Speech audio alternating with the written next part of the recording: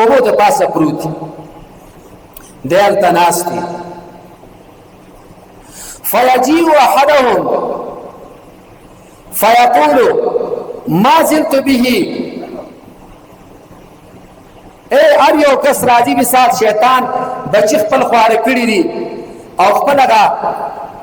شاګردان خواره کړي دي څوک یو سوی څوک بل سوی څوک بل سوی نن مې دا ورانه وکړه نن مې دا ورانه وکړه نن مې دا ورانه وکړه یو شیطان راشي هر څه غلی ناست دي نو شیطان ترنه پوښتنه کوي څه دې وکړه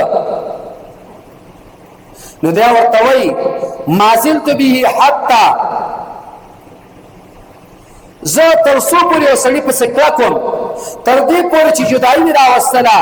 بینه و بین امرأته دې پورې مې سړی په کار کو دا ښځه مې دې پورې غوسه کړله چې د ښځې او د خاوند ترمنځ جدایي راله معنا ده چې د طلاق خبرې راغلې یا سړی ترېنه خفه د کوره ووته یا ښځه ترېنه پلار کره خفه لاړله خو جدایي مې راوستله د ښځې او د نر ترمنځه نو چې کله دا خبره وکړي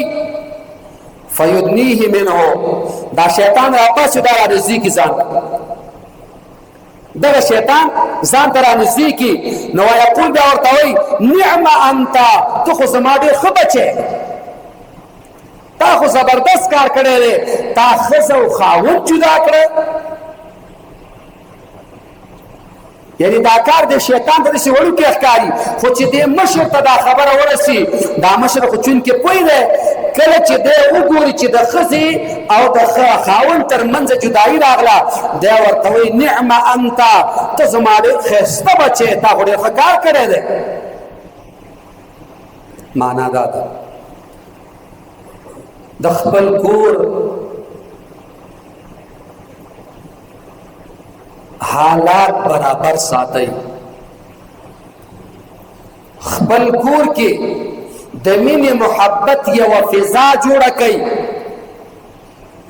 خپل کور او خپل ژوند د خپل راتلونکي نسلونو لپاره د مثال یو ذریعه جوړه کړئ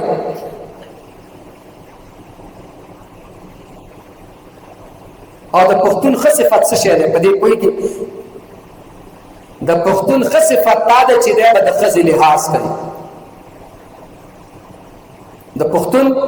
ښه صفت دا دی چې دی به د خپلې ښځې لحاظ کوي ولې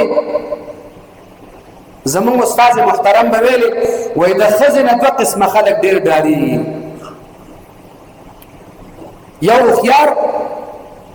چې سړی ډېر هوښیار وي دی د ښځې نه ډارېږي او دویم نمبر حیاناکه سړی ځکه حیاناکه سړی دا وایي که ده سره مې بحث وکړو دا خو بې هسې عزت کمیږي نه خو زما کور کې ناسته ده مګر که ما ورسره بحث وکړو د 2 روپو جوړېږم او هوښیار سړی وایي ښځه اوس مې جنګ وکړه سبا ته بیا مې کور دی که نه نو چې کور مې دی نو خو چې سبا ته بیا ورسره خبرې کوم خو د هغې نه دا خله چې نن زغم تېر کړم که نه دا یاد لرئ د ښځې نه 2 قسمه خلک ډارېږي چې یو هوښیار وي او یو حیادار وي او موږ تاسو څه مشوره کړي دي ښځې نه به هغه سړی ډارېږي چې ډېر بې خوند دی دا موږ مشوره کړي خلکو لکه متلونو کې مشوره کړي نه ښځه خو الله تعالی ستا د کور د آبادۍ دپاره یوه فرشته پیدا کړې ده